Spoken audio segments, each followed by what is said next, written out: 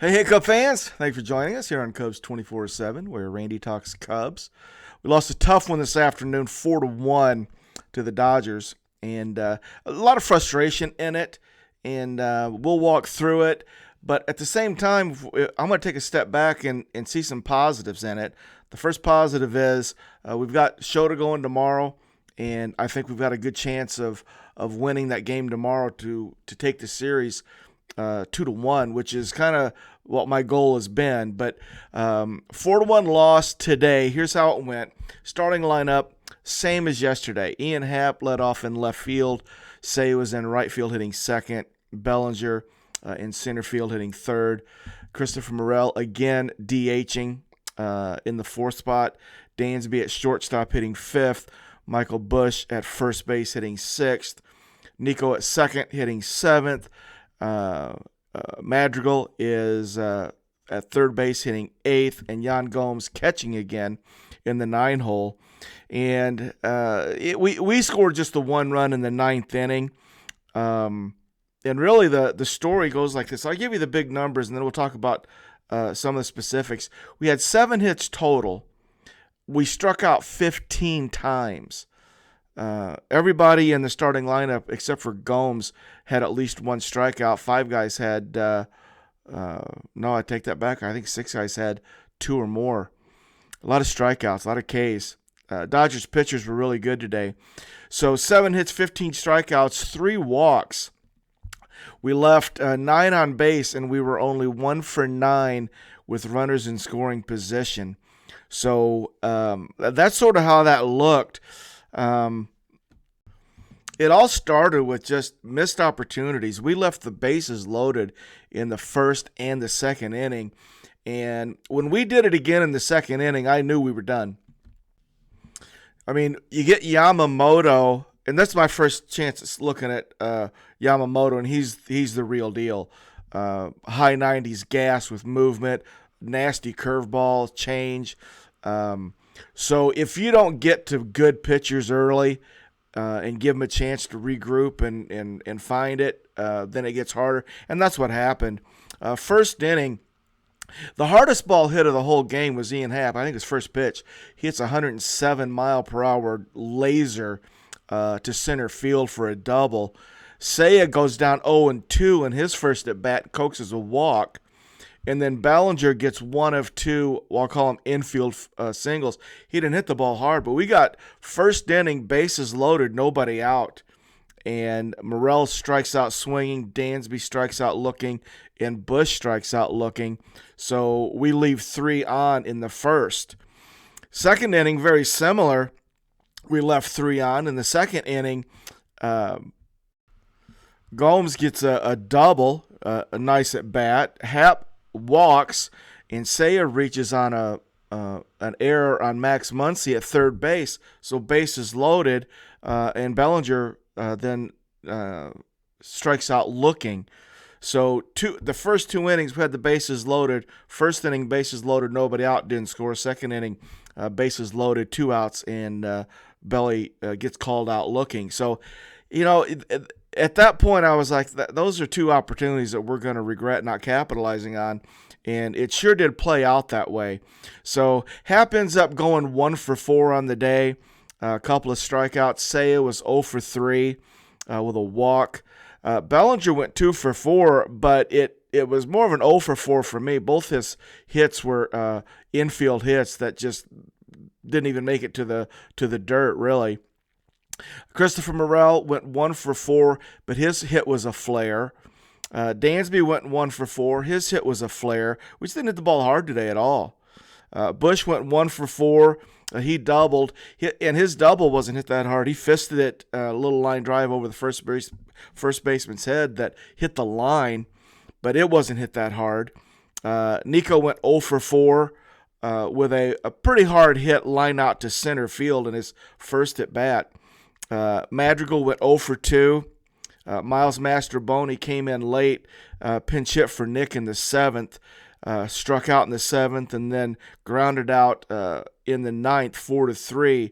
And then Talk got an at bat and walked. Gomes went 1 for 3 with that that double in the second inning. So 7 hits total. I would say maybe 3 balls hit hard.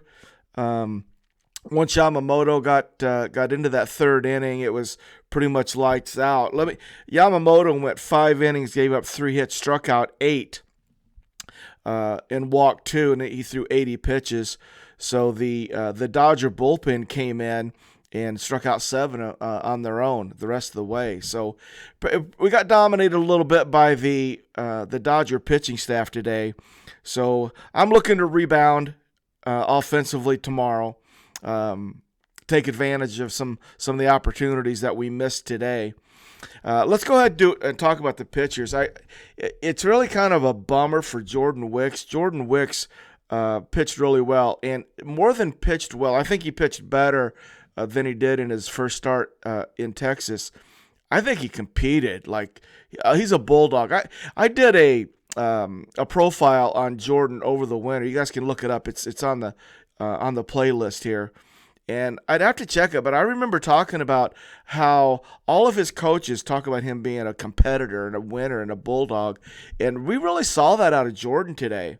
I thought he did really well. His first inning, he had to work hard. He had 27 pitches in the first, and he strikes out 2, gives up a hit, had a wild pitch, and a walk. So it was kind of a rough inning, but he fights and gets out of it. In the second inning, another little battle, took him 24 pitches, gives up 2 hits, struck out a guy, and got out. Then he breezes through the third, 11-pitch third inning, goes 1-2-3.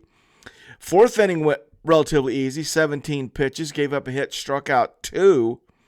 Then in the fifth inning, he gives up 2 hits, but he strikes out 2 and leaves with 100 pitches even. So he gets pulled with 2 outs in the fifth inning, but runners on, and Jose Cuas comes in the fifth, and with 2 outs and runners on first and second, and Cuas walks his first guy, wild pitch, gives up a hit, and gives up a run.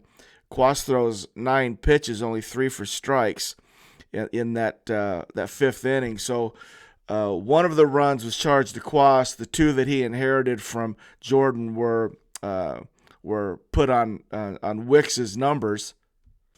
So Jordan's total line of 6 hits, 7 Ks, 1 walk, and 2 runs was his final. Cuas pitched the 6th inning, gave up 1 hit and got a strikeout. Luke Little came in. This is kind of interesting. When the 7th inning opened, I thought maybe I would see Luke because we had Shohei and Freddie coming up. So he had a really good appearance with Shohei. He ended up walking him, but he looked pretty good. And then he got Freddie to hit into a double play for the 2 outs, and then he struck out that right-hander Teoscar Hernandez. So Luke came in and got Shohei, Freddie, and Teoscar in the 7th. Looked really good. Yancey pitched the 8th inning, 2 strikeouts. Miles came in, Mastrobuoni, to pinch hit for Madrigal in the 7th. So Miles is at third base, and Miles picks up a throwing error, and it actually led to a run. So Yancey gives up an unearned run in the 8th, 2 Ks and 1 hit.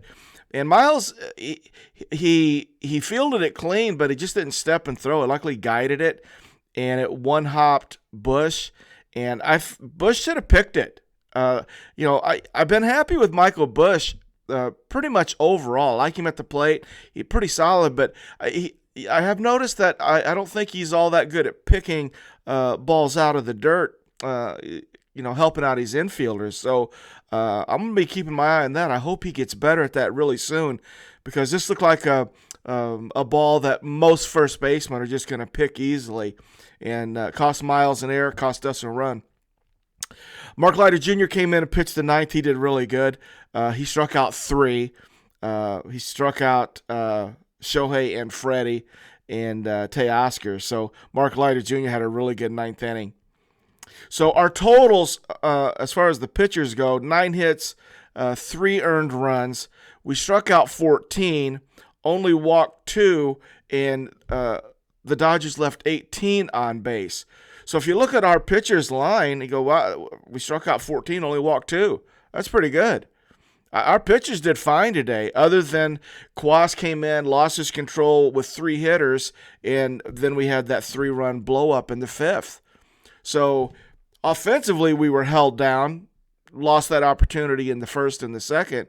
But if Jose Kwas gets his command, finds his release point sooner, we're still in the game. So that's kind of how things ended up. Seiya Suzuki made a really nice running catch in the 2nd inning,